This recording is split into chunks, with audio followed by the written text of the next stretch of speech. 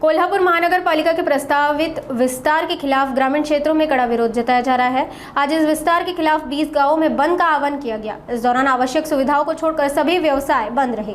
कोल्हापुर महानगर पालिका के प्रस्तावित विचार के खिलाफ ग्रामीण क्षेत्रों में कड़ा विरोध देखा जा रहा है। विस्तार विरोधी कार्य समिति ने आज 20 गाँवों में बंद का आह्वान किया।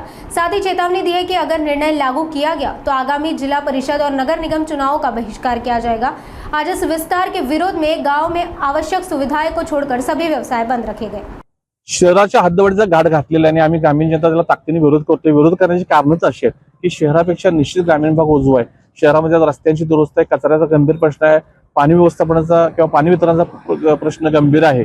अशा बाबी असताना या ठिकाणी हद्दवाढ का करतायत? अजून शहरी लोकांना सुविधा पूर्णपणे देऊ शकत नाहीत। उपनगरांची दुरावस्था आहे। असं असताना आमची गावं घेऊन अजून ताण का पाडतायत? या ठिकाणी माधुरी मिसाळ मॅडम सहपालकमंत्री कोल्हापूरच्या यांनी परवा सांगितलं की पुण्यासारख्या ठिकाणी हद्दवाढ केल्यानंतर जी हद्दवाढीत गाव आहेत त्यांना अजून आम्ही सुविधा देण्यास सक्षम नाही। पुण्यासारखी अवर्ग महानगरपालिका जर सुविधा देत नसेल, ती कमी पडत असेल, तर कोल्हापूर महानगरपालिका ड वर्गात आहे, काय सुविधा देणार? त्यामुळे या ठिकाणी येणार हा आमचा ग्रामीण जनतेचा आमच्याकडे विविध फंड आहेत। आमच्याकडे ग्रामपंचायत फंड आहे, आमच्याकडे नागरी सुविधा, जनसुविधा, जल जीवन मिशन असेल, राष्ट्रीय पेयजल योजना असेल किंवा 25, 15, 30, 54, 50, 54 अशा आमदार फंड, खासदार फंड किंवा पंचायत सदस्यांचे फंड अशी विविध फंडातून प्रचंड विकास कामं या माध्यमातून या ठिकाणी होत असतात। बहुवर्ग तीर्थक्षेत्र योजना आहे। आणि मग असं असताना आम्ही त्यांच्यापेक्षा स्वयंपूर्ण असताना, त्यांच्यापेक्षा आम्ही अपडेट असताना मग आम्हाला समस्येच्या गतीत का ओढून घेत आहे?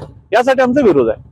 20 गावांनी बंद पुकारलेला आणि 20 गावात जवळजवळ 100% बंद झालाय। आपण 1-2 गावात व्हिजिट केलं तर त्या ठिकाणी आपण परिस्थिती बघितली असेल, तर बंदला उत्स्फूर्त या ठिकाणी लोकांनी पाठिंबा दिलेला आहे। बंद पुकारण्याचं कारण हेच की शनिवारी पालकमंत्री आणि हसन मुश्रीफ यांच्या नेतृत्वाखाली महायुतीच्या आमदारांची बैठक झाली।